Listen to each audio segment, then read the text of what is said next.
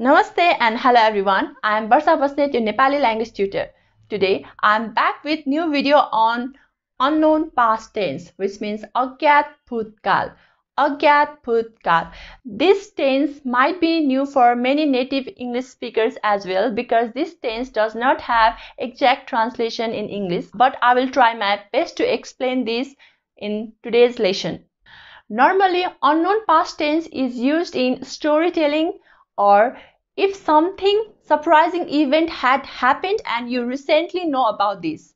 For example, hijo pani paresa. Hijo pani paresa. It means I recently knew that it had rained yesterday. So the action already happened yesterday, but I knew just now. So you can find in the sentence that hijo pani paresa, but I knew this event or I knew about this action is hidden in the sentence. But when you translate it to English, you have to translate it as I recently knew that it had rained yesterday. Before going details about this lesson, if you want to support us, please visit our Patreon page, and if you are new in our channel, do not forget to subscribe our channel and share it with your friends. Now let's jump into the detailed lesson on agyat bhutkal, which means unknown past tense. Let's learn unknown past tense, which is agyat bhutkal, in detail. As I have constantly mentioned about the changes of pronouns with the conjugation of past tense whenever we use transitive verb in my previous video, now let's take a quick look on the changes of pronouns while using this with transitive verb. Here, ma changes to maile, timi changes to timile, हामी changes to हामीले, तपाईं changes to तपाईंले, वहाँ changes to वहाँले, उहाँ changes to उहाँले, ऊ changes to उसले, यो changes to यसले, त्यो changes to त्यसले respectively. Similarly, उनी changes to उनले, तिनी changes to तिनले, and उनीहरू changes to उनीहरूले. This change occurs in different kind of Nepali grammars and especially in the past tense conjugation. So this is very important way to use ma and way to use maile. As I have already described about transitive verb, if you want to know more about transitive verb, link is given below in the description. You can go to that link and learn more about transitive verb and intransitive verb. This is the conjugation table of agyat bhutkal. यो agyat bhutkal को conjugation table हो. यो अज्ञात भूतकालको conjugation table हो. तपाईहरुले हेर्न सक्नुहुन्छ. मैले खाना खानु पोजिटिभमा एछु युज गर्नुस्, नेगेटिभमा एनाछु युज गर्नुस्.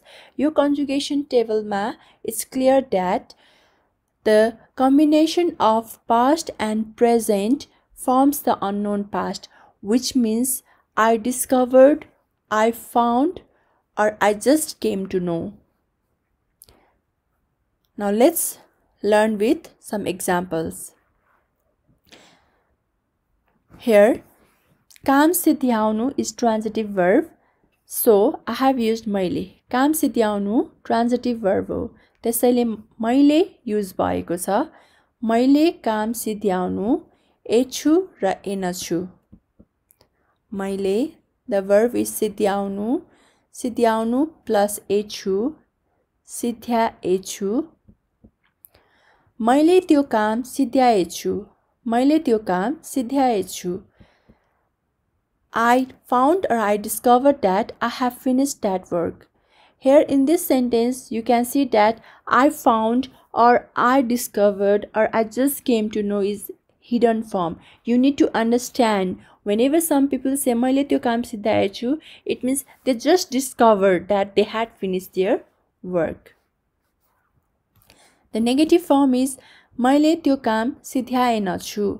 मैले त्यो काम सिद्ध्याएनछु. मैले त्यो काम सिद्ध्याएनछु. I found that I have not finished that work, or I discovered that I have not finished that work. So here I have not written I discovered or I found in the sentence itself because the meaning of I found and I discovered is hidden within the sentence.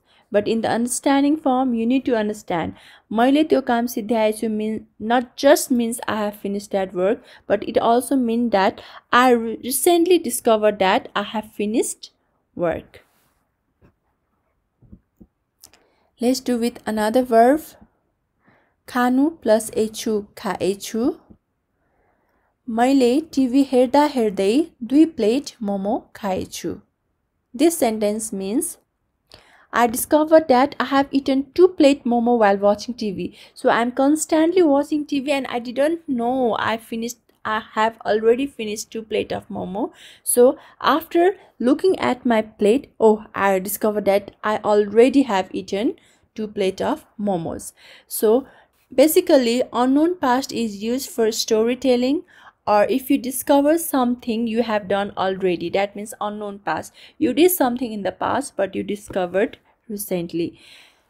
And exact translation from Nepali to English is difficult, so I have tried my best to explain this. I hope you are understanding this, and if you are not understanding and have some problem with this, you can leave a comment below as well. मैले TV हेर्दा हेर्दै 2 plate momo खाएनछु means I recently discovered that I have not eaten 2 plates of momo while watching TV. So remember, while learning language, always the situational analysis is very important. Sometimes the sentences can have different meaning, so you need to understand the situation, in what situation the people are making the sentences or they are speaking with you. Because I have not here, I'm talking about this because I have not eaten 2 plate momo while watching TV. मैले TV हेर्दा हेर्दै 2 plate momo खाएनछु. In this situation, the person who is watching TV has 2 plate of momos in the plate, and he was watching movie and he just discovered that he even had not finished 2 plate of momos while watching TV. So situation of having 2 plate of momos is not given here, but you need to have a situational analysis to understand this. Even I discover part is not given here. So always remember, learning language is not about learning the grammar itself or memorizing the rules and making the sentences, but learning language is also about the analysis of the situation and the use of the sentence. Let's do for next subject, that is तिमीले with खानु again. खानु plus एछौ खाएछौ. तिमीले सबै खाना खाएछौ. I discovered that you have eaten all the food. Here तिमीले खाना खाएछौ, the action is done by you, but the part of discovering is done by I. So I discovered that you have eaten all the food. तिमीले सबै खाना खाएनछौ. You have not eaten all the food. I discovered that you have not eaten all the food. Now let's do again for another verb for तिमी. बिर्सनु plus एछौ बिर्सेछौ. बिर्सनु plus एछौ बिर्सेछौ. बिर्सनु here means to forget. तिमीले उहाँलाई आफ्नो घर बोलाउन बिर्सेछौ. तिमीले उहाँलाई आफ्नो घर बोलाउन बिर्सेछौ, which means I discovered that you have forgotten to invite him to your house. तिमीले उहाँलाई आफ्नो घर बोलाउन बिर्सेनछौ. तिमीले उहाँलाई आफ्नो घर बोलाउन बिर्सेनछौ. I discovered that you have not forgotten to invite him to your house.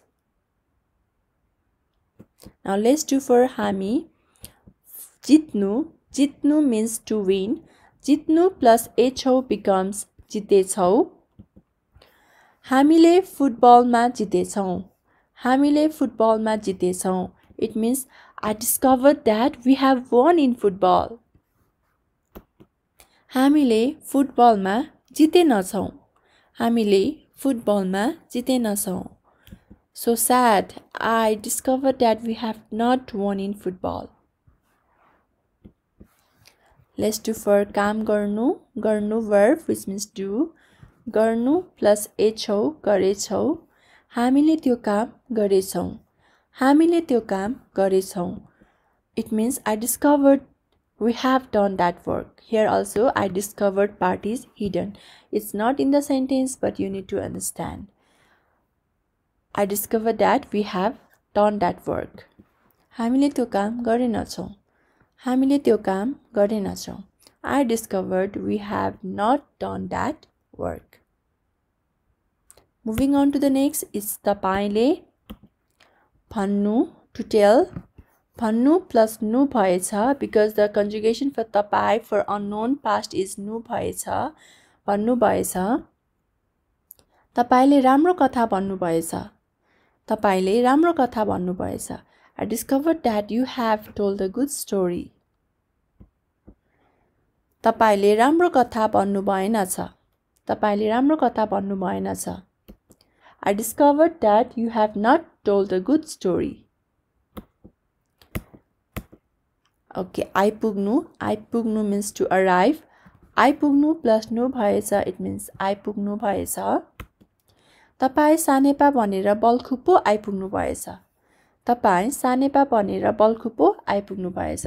Here po is particle. There are different particles in Nepali language which does not have any meaning, but they are simply used to make a sentence polite, or they are used to emphasize the word in front of it. It means po also emphasizes the word balkhu.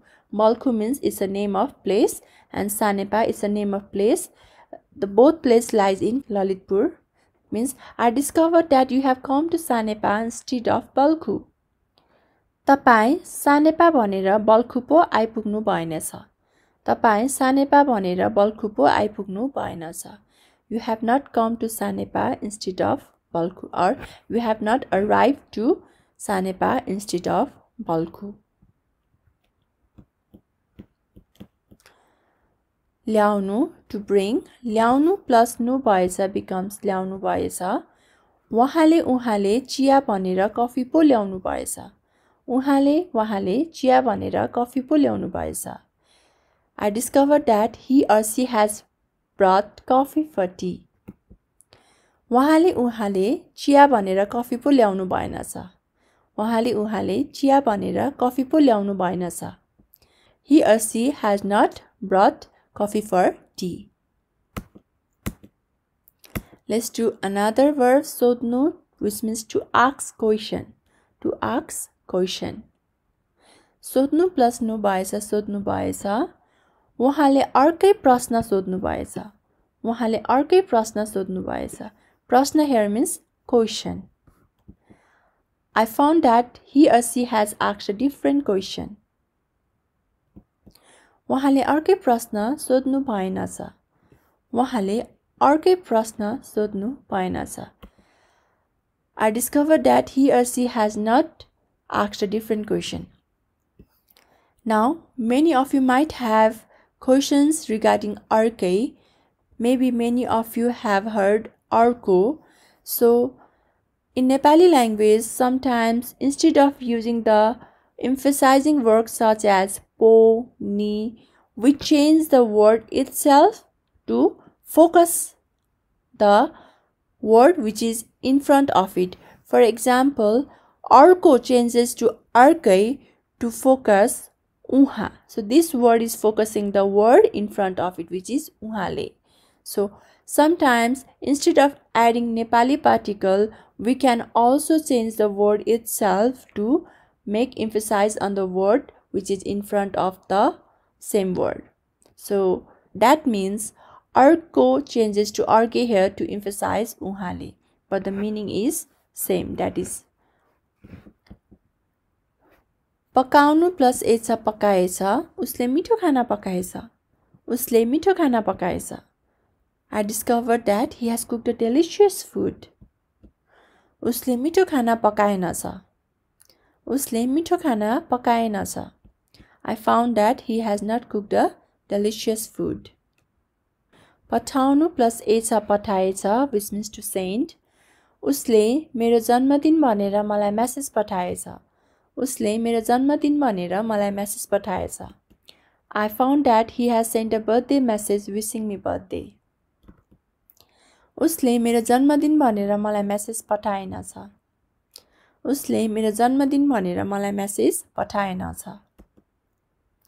I discovered that he has not sent a birthday message wishing me birthday. Let's do for unle. नाच्नु means to dance. नाच्नु plus एकछिन नाचेछिन्. उनले प्रतियोगितामा राम्रो नाचेछिन्. उनले प्रतियोगितामा राम्रो नाचेछिन्. I found that she has danced well in the competition. Here, प्रतियोगिता means competition. उनले प्रतियोगितामा राम्रो नाचेनछिन्. उनले प्रतियोगितामा राम्रो नाचेनछिन्. I found that she has not danced well in the competition. Another verb that is गाली गर्नु. गाली गर्नु plus एकछिन गाली गरेछिन्. उनले उनको भाइलाई गाली गरेछिन्. उनले उनको भाइलाई गाली गरेछिन्. I discovered that she has scolded her younger brother. उनले उनको भाइलाई गाली गरेनछिन्. उनले उनको भाइलाई गाली गरेनछिन्. I discovered that she has not scolded her younger brother. Like just before I have explained about the situation, maybe in this situation, the younger brother has done something wrong and the sister has not scolded her younger brother. So in that case, we can say that, oh, I discovered she has not scolded her younger brother. उनले उनको भाइलाई गाली गरेनछिन्. So the situation behind this sentence is something is some activity, some wrong activity done by the younger brother, but he is not scolded from his elder sister for making mistake.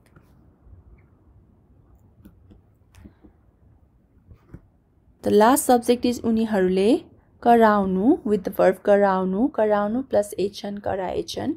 कराउनु means to shout.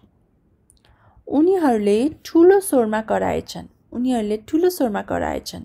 I found that they have shouted in a loud voice. यहाँ ठुलो स्वर means loud voice. उनीहरूले ठुलो स्वरमा कराएछन्. उनीहरूले ठुलो स्वरमा कराएनछन्. I found that they have not shouted in a loud voice. ल्याउनु plus एकछिन ल्याएछन्. उनीहरूले परीक्षामा धेरै राम्रो अङ्क ल्याएछन्. उनीहरूले परीक्षामा धेरै राम्रो अङ्क ल्याएछन्. I discovered that they have brought a very good marks or very good grade in exam. Here, anka means marks. So, some years back in Nepal, we did not have grading system in our schools and university. So, we used to grade ourselves giving marks. So, I have used marks, but recently the educational system in Nepal have changed and now we are following the grade system. So, you can also translate this as I found that they have brought a very good grade in exam.